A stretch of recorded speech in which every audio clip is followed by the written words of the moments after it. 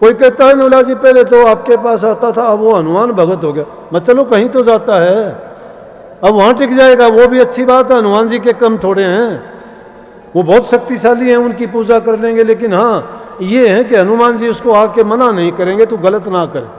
आप सभी को प्यार भरी राधा स्वामी जी।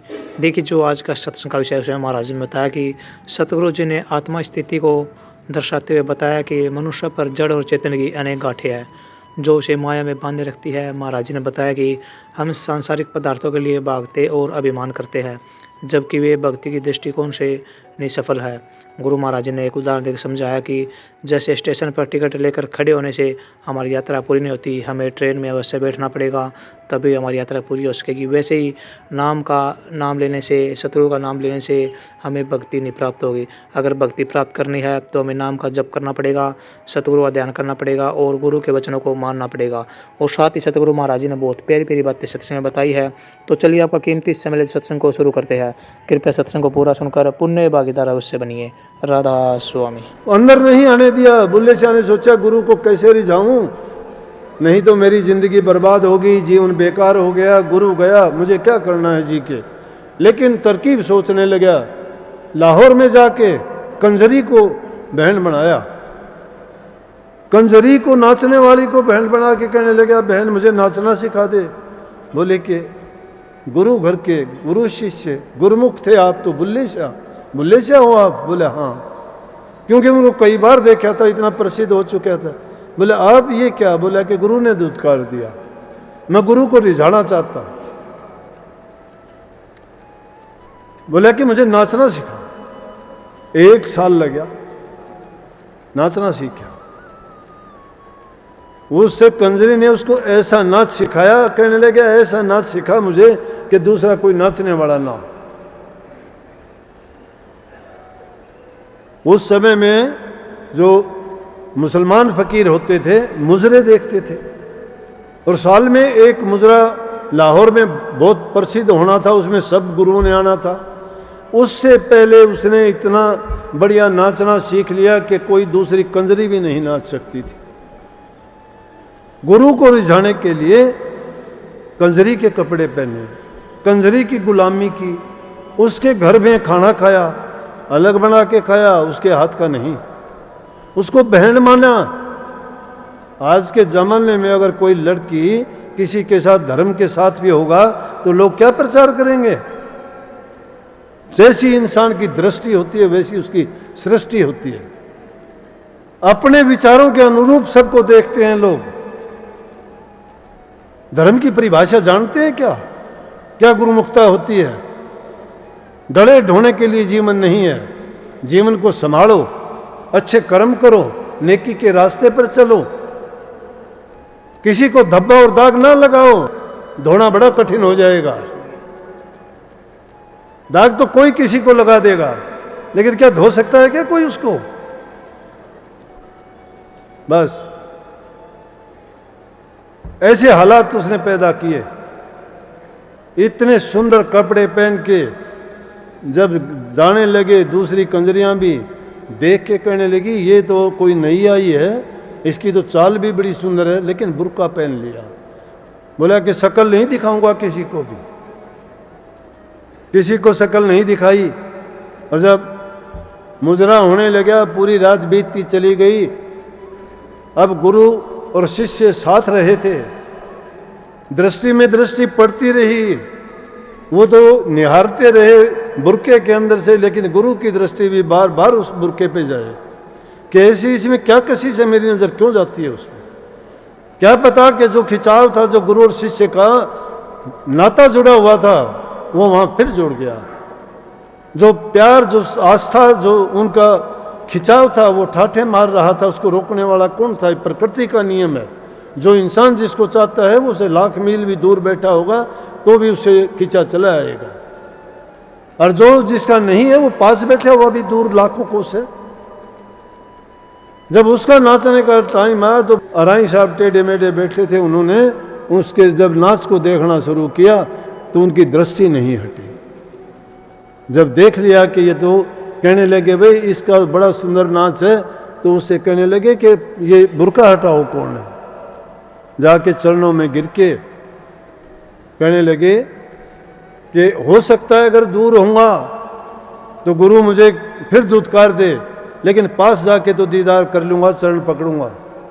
पास जाके जब उन्होंने बुरका उगाड़ा और गुरु के चरण पकड़े, अराई साहब ने उनको उसी टाइम माफ़ कर दिया। गुरु जब शिष्य के सिर पर हाथ रखता है उसके जन्म जन्मों के पापों को धो डालता है। तो ये था, गुरु परीक्षा करता है शिष्य की। अरमान साहब ने 2 रुपये मांगे कि 2 रुपये कौन जानता है, 2 रुपये वो कोई काम करना था, लेकिन क्या पता उनकी क्या मौज थी। और हजूर महाराज के पास 2 रुपये नहीं थी, एक ही थाली थी घर में, रोटी बनाने के लिए उसी में आटा गूंथते थे, उसी में रोटी बना के रखते थे, उसी में रोटी खाते थे। वो थाली 2 रुपये में गहने दे रहा है। कौन करेगा गुरु के लिए इतना त्याग? ये जो संगत बैठी हुई है ये मेरी नहीं है, न तुम्हारी है, ये उनकी करनी का फल है। जो उन्होंने इतना त्याग करके, ऐसे कर्म करके और इतनी जो भक्ति उन्होंने की, ये उसका फल है। हम सब उसके फल को अब चख रहे हैं। हमारी क्या सामर्थ्य है? लेकिन भागी हैं वो जीव जिन्होंने उनके दर्शन भी किए। वो सौभाग्य हमें मिला। धन्य है, हमारा जीवन सफल है। हमें इस बात का कोई अंदेशा नहीं। जिंदगी का अंत तो सबका होना है, 2 दिन पहले या 2 दिन बाद में, लेकिन धन्य कर दिए इस जीवन में। वो दीक्षा दे के जीवन को वो बना दिया कि जिसके लिए लोग तड़पते हैं, कितने कितने कष्ट उठाते हैं, और औरों का नाम क्यों लें जिसमें हमारे ही हजूर महाराज जी ने कितने कष्ट उठाए। और भी गुरुमुखों की जितनों की मिसाल देखोगे, हजूर महाराज जी दूसरी गद्दी के गुरु स्वामी जी महाराज ने कह दिया कि नहीं आएगा कोई भी मेरे पास दर्शन करने के लिए। लेकिन गुरुमुख थे, बिना दर्शन के कैसे रहते? उन्होंने झांकी में से झांक के एक दिन खिड़की खोल के देखे, और देखते ही स्वामी जी महाराज ने खड़ाऊं मारा फेंक के, उसके सिर में लग गया और खून आया, और वो हंसने लगे। शिष्य हंसता है और बोले कि खड़ाऊं रोजाना मार लिया करो, लेकिन दर्शन रोजाना करने दिया करो। भक्ति आसान काम है क्या? हम तो भक्ति आनंद के लिए, खुशियों के लिए, सुख के लिए, स्वार्थ के लिए, दुनियावी पदार्थों के लिए, संतान के लिए, बीमारी को दूर करने के लिए गुरु के पास जाते हैं। अरे गुरु के पास क्यों नहीं जाते? जीव का कल्याण करवाने के लिए। कितनी भारी भूल है। ये चीजें तो संसार में मिल जाएंगी। गुरु जो देता है वो लेने वाली चीज को कभी समझोगे कि नहीं? गुरु ने जो नाम दिया है उसकी कमाई करनी सीखो। ये लड़का बैठा जितेंद्र, दिल्ली से आता है, सुबह सुबह जल्दी आ जाता है, भिवानी से प्रसाद लेता है, जल्दी आके दुकानदार कहता है कि जल्दी आ गया, आप इतने जल्दी कहाँ से आए? बोले दिल्ली से। बोले दिल्ली से इतने जल्दी आ गए? बोले हाँ। बोले कहाँ जाते हो? बोले दिनोद। बोले महाराज जी के पास? बोले हाँ। बोले महाराज जी कुछ बताते हैं? इसको हंसी आई। बोले हाँ सब कुछ बताते हैं। तुम कब से आते हो?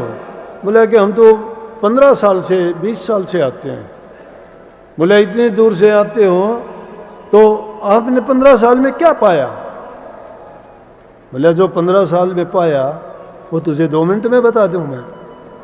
हमने जो 15 साल में पा लिया वो तुझे 2 मिनट में बता दूं क्या? अरे संतों से क्या मिलता है कि जिसकी जैसी दृष्टि हो, विचार हो, वो वैसा ही सोच लेता है कि कोई किसी काम के लिए, कोई किसी काम के लिए। लेकिन जो जीव के हित के लिए, कल्याण के लिए और भक्ति के लिए आता है ना, उसकी नज़र तो गुरु की कृपा पाने के पर होती है। उनका आशीर्वाद लेने के लिए आते हैं और उनके चरणों में बैठ के जो उनको शांति मिलती है और दुनिया की जो दूसरी ख्वाहिशें उनको सबको भूल जाते हैं।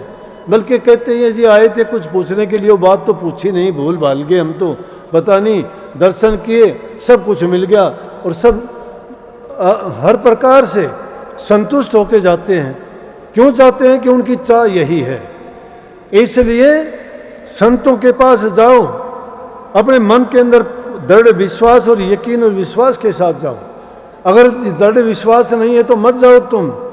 अगर तुम्हारा विश्वास पक्का है तो तुम्हें सब कुछ मिलेगा, कोई खाली नहीं जाता।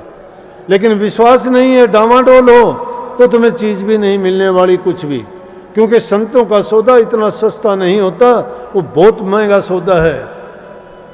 वो बहुत महंगा सौदा है, हर हाट पर, हर दुकान पे नहीं मिलता। ना उसका कोई तोल मोल है, ना कोई तराजू है जिसमें, और ना ही ऐसी कोई चीज़ बनी है कि जिसमें वो डाल दिया जाए। वो हृदय के अंदर डाला जाता है, और जिसके दिल में वो रखा जाता है वो कभी उससे छूटता नहीं, बाहर नहीं जाता है। हम तो मिनटों में बदल जाते हैं, पल में मासा पल में तोड़ा। आज गुरु के पास हैं तो कल और कहीं हैं, तो परसों और कहीं हैं। कोई कहता है नौला जी पहले तो आपके पास आता था, अब वो हनुमान भगत हो गया। मैं चलो कहीं तो जाता है, अब वहाँ टिक जाएगा, वो भी अच्छी बात है। हनुमान जी के कम थोड़े हैं, वो बहुत शक्तिशाली हैं, उनकी पूजा कर लेंगे। लेकिन हाँ ये है कि हनुमान जी उसको आके मना नहीं करेंगे तो गलत ना कर। अगर हमारे पास वो अगर शराब पी के आता तो हम कहते शराब ना पिया कर। वो बात अब हनुमान जी तो कहेंगे नहीं, और उसको अच्छी लगेगी वो भक्ति। इसलिए ये दुनिया की भक्ति जो है, संतों के बाद जिंदा मत क्यों कहा कि वो अपनी ज़बान मुबारक से आपको सब कुछ देंगे, सब कुछ बताएंगे, समझाएंगे। और जो उनकी बात को मान लेगा उसका जीवन धन्य हो जाएगा, संभल जाएगा, समझ जाएगा। इसलिए ये संतों की जो अवतरण दिवस होते हैं उनकी याद होती है, तो उनके आदर्शों को याद किया करो, उनके गुणों को याद किया करो। उन्होंने जो जीवन में किया है उसको पर चलना सीखा करो कि उन्होंने ये करके ऐसा पाया था, तो हम भी अगर ज़्यादा नहीं कर पाए तो कम करें, लेकिन गुरु के बताए हुए रास्ते पर अगर चलेंगे तो हम भी अपनी मंजिल को जरूर पा लेंगे। जीवन बड़ा बहुमूल्य है। नर तेरा चोला रतन अमोला, व्यर्था खोवे मत ना। रतन अमोला है, कितना इसका कोई मोल तोल नहीं। इस जीवन को देवी देवता भी चाहते हैं कि मनुष्य का चोला मिले, और जिनको मिला हुआ है वो इसकी कदर कीमत नहीं समझते। वो इसको कौड़ियों के भाव बर्बाद करते हैं। ये नहीं पता कि हम बेकार की चीज़ों में, और बेकार की चीज़ों में नहीं, पाप कर्म करके भी, खोटे मंदे कर्म करके उस कर्म का भार और लाद लेते हैं कि पता नहीं किस योनि में जाके हमें क्या करना पड़ेगा। तो गुरुओं की जो कसौटी है वो बड़ी खरी है। खरी कसौटी गुरु की झूठा टिके न कोई। गुरु कसौटी सोच है कोई मर्जीवा हो, कोई मर्जीवा गुरु की कसौटी पर खरा उतरने वाला, मर मर के जीने वाला होगा। उसको बहुत कुछ बर्दाश्त करना पड़ता है, सहन करना पड़ता है। बात बात पे छलक जाने पे भक्ति के रास्ते में कामयाब नहीं हो सकते। गुरु तो एक पल में क्या कह देगा, दूसरी पल में क्या कह देगा। क्यों कह देगा कि गुरु जानता है कि गुरु में किसी प्रकार के दुर्गुण अवगुण पैदा ना हो, इसलिए उन दुर्गुणों को हटाने के लिए कभी कटु वचन भी बोलना पड़ता है, कभी निंदा भी करनी पड़ती है, और कभी उनको प्रत्यक्ष रूप में कुछ बुरा भला वचन भी कहा जा सकता है। लेकिन वो बुरा भला नहीं है, गुरु के शिष्य के हित के लिए गुरु कहता है, शिष्य के हित के लिए कहता है। और गुरुमुख उसको क्या कहता है कि जो हो, कैसा भी वचन हो, बुरा भला जैसा वचन है, उसको शिष्य ये भाव ना दे कि बुरा है या भला है। हर प्रकार से शिष्य को ये मानना और समझना चाहिए कि जिस बात में गुरु ने मेरा हित समझा है वही तो मेरे लिए कर रहे हैं, शायद मेरा हित इसी में है। सत्संग को पूरा सुनने के लिए का बहुत बहुत धन्यवाद। हम आशा करते हैं आपने सत्संग को बड़ा ही ध्यान से सुना होगा। तो जैसे प्यारी साध संगत जी, आपने सत्संग में सुना, महाराज जी ने बताया कि अगर हम कभी शिव की भक्ति करते हैं, कभी हनुमान जी की भक्ति करते हैं, तो कभी सतगुरु की, उससे हमारा कल्याण नहीं होगा। कल्याण होगा तो मन को एक जगह टिकाने से। हम सतगुरु की बातों को मानते हैं तो सतगुरु हमें बताते हैं कि हमें कभी भी नशे पते नहीं करने चाहिए, कभी बुरे आचरण नहीं करने चाहिए, और अपने मन को पाक साफ रखना चाहिए। तभी हम भक्ति के लायक बन सकते हैं, हम भक्ति में आगे बढ़ सकते हैं, और हमारे परिवार का कल्याण हो सकता है। और साथ ही जैसे महाराज जी ने बताया कि जो इंसान गुरुमुख होता है उस व्यक्ति का जीवन सफल होता है। गुरुद्रोही व्यक्ति कभी ना तो भक्ति कर सकता और ना ही जीवन में सफल हो सकता। तो कृपया गुरु महाराज जी की इन बातों को आप अपने जीवन में अवश्य उतारिए, और अपने जीवन को सार्थक, सफल और सुखमय अवश्य बनाइए। और साथ ही अगर आपको सत्संग अच्छा लगा तो कमेंट बॉक्स में राधा स्वामी लिखकर पुण्य भागीदार अवश्य बनिए। मिलते हैं जल्दी एक नए और बहुत ही प्यारे प्रवचनों के साथ। तब तक के लिए आप हमें दीजिए राधा स्वामी।